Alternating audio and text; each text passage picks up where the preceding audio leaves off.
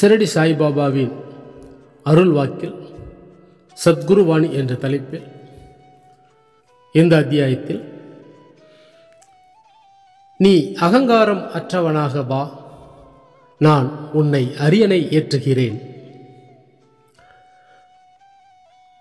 பாபாவின் அருள் வாக்கு இது. அகங்காரம் என்பது ஒரு தீய குணம். அதுவே பல தீய விளைவுகளுக்கு காரணமும் கூட.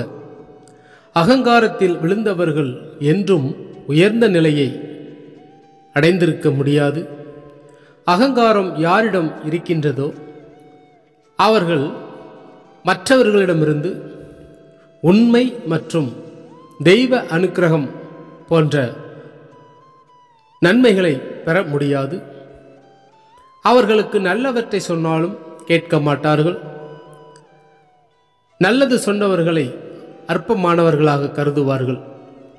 முடிந்தவரை அகங்காரக்காரர்களிடமிருந்து தூர விலகிச் செல்ல வேண்டும். அவர்கள் நம் முன் எதிர்பட்டால் நாமே அந்த வழியிலிருந்து விலகிச் செல்ல வேண்டும். அகங்காரம் அகப்பகைவன். அதனை வெளியே இருப்பவர்களால் வெல்ல முடியாது. அவரவர்களை வென்று விழுமுக்தி அடைய வேண்டும். அத்தகையவர்களுக்கு ஏதேனும் துன்பம் நேர்ந்தால் அவர்களை பற்றி மற்ற யாரும் துக்கப்பட மாட்டார்கள். அவர்கள் என்னுடைய இரக்கத்தை பெற முடியாது. அவர்களுக்கு நெருக்கமானவர்கள் யாரும் இருக்க மாட்டார்கள்.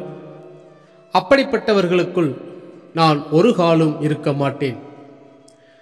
அவர்கள் அருகில் கூட நான் செல்ல மாட்டேன்.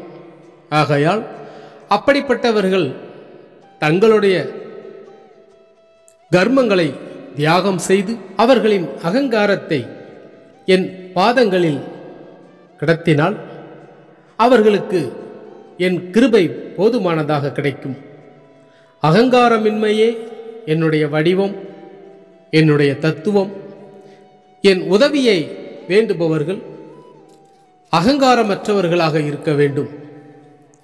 எதை உன்னுடையது என்று கருதுகின்றாயோ உண்மையிலேயே அது உன்னுடையது அல்ல. ஆகையால் உலகத்தில் என்னுடையது என்று எதுவும் இல்லை. நேற்று உன்னுடையது என்று கருதப்பட்டது இன்று உன்னுடையதாக இருப்பதில்லை. கற்பனை எதுவாகிலும் அது நிலையானது அன்று. ஏராளமான செல்வங்கள் நேற்று உன்னிடம் இருந்திருக்கலாம். ஏதோ ஒரு காரணத்தால் இன்று அவை போய்விடுகிறது. மனைவி, மக்கள், உறவினர்கள் ஆகிய அனைவரும் ஒரு கண நேரம் பந்தத்தில் சேர்ந்திருந்து மறுஷணத்தில் மாயமாய் மறைந்து விடுகின்றார்கள். அவர்களிடம் அன்பையும் ஆசைகளையும் வளர்த்து கொண்டு நிரந்தரமாக உனக்குள் இருக்கும் என்னை நீ தூரமாக கொண்டு போய்விடுகின்றாய். என்னை உன் நாவினால் உச்சரிப்பு செய்து கொண்டு அவர்களை நீ இதயத்தில் ஆராதித்தால் உன்னில் எனக்கு இருப்பிடம் எங்கே இருக்கின்றது? அந்த உச்சரிப்பில் பலன் என்ன இருக்கும்? எது எங்கே இருக்க வேண்டுமோ அது அங்கு இருக்க வேண்டும்.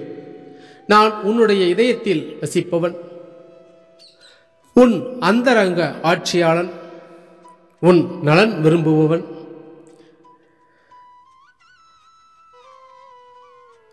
செடியின் வேருக்கு நீர் ஊற்றுவதை விட்டுவிட்டு பலனை விரும்பினால் எப்படி கிடைக்கும்?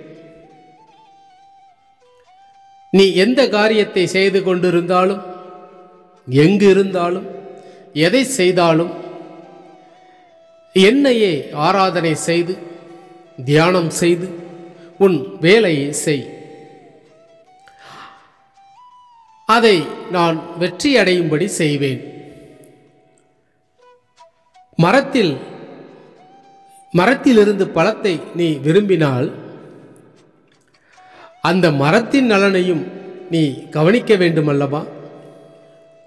ஆகவே அகங்காரத்தை விட்டுவிட்டு உன் இதயத்தில் எனக்கான இடத்தை நீ தெரிந்து கொண்டு தியானம் செய்வாயாகில் உனக்கு நன்மை நடக்கும்.